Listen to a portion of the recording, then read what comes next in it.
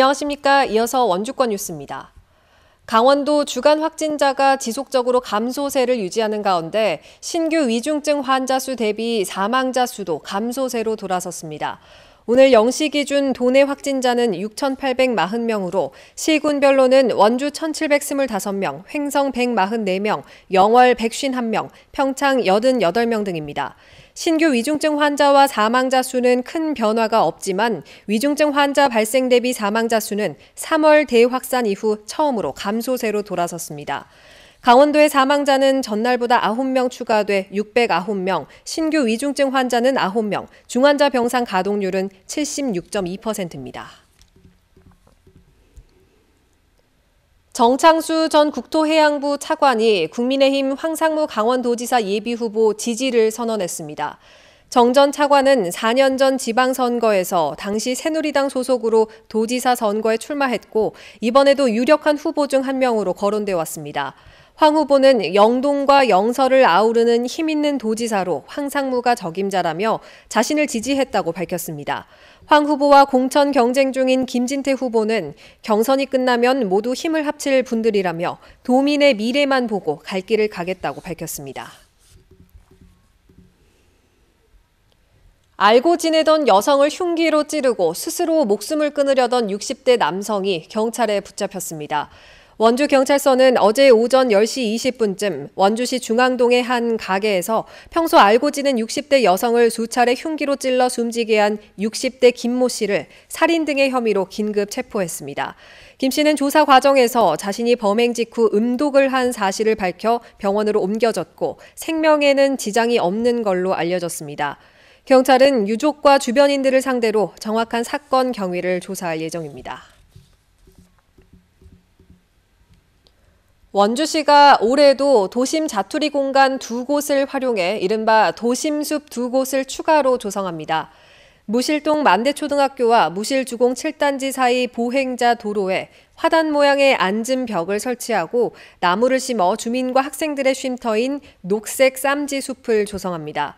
복지시설인 호저면 장주기 요셉의 집에도 방치 공간에다 시설 이용자와 가족, 주민들이 이용할 수 있는 나눔 숲을 조성합니다.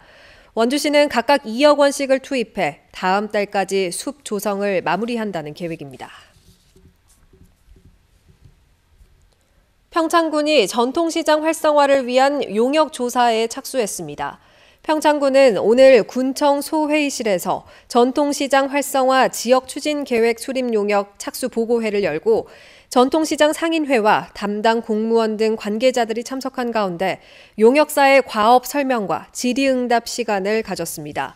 이번 용역은 전통시장과 상점가 현황, 소비 트렌드 등을 분석해 시장별 활성화와 시설 현대화 계획을 수립하고 오는 2024년 동계 청소년 올림픽과 연계한 홍보 마케팅 전략도 세운다는 계획입니다.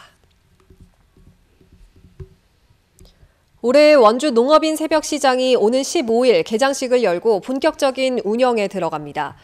원주 농업인 새벽시장은 원주천 둔치 원주교와 봉평교 사이에서 매일 오전 4시부터 9시까지 8개월 동안 운영될 예정입니다.